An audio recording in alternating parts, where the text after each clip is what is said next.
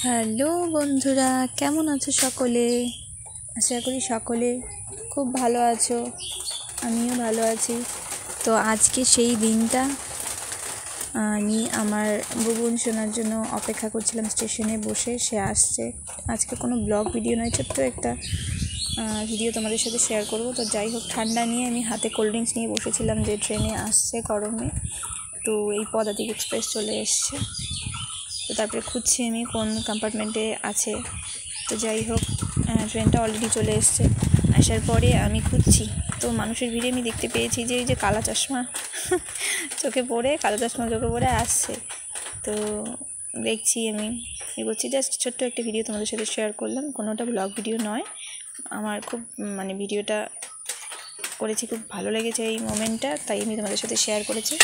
এবং আমি দেখতে পেয়েছি যে সে আসছে, এবং এই দেখো এসে আমাকে দেখে সে ভাবতে পারিনি যে আমি আসবো। আমি বলেছিলাম যে আসবো না আমি, তো সে চেয়ারে বসে পড়েছে অলরেডি আমাকে দেখে।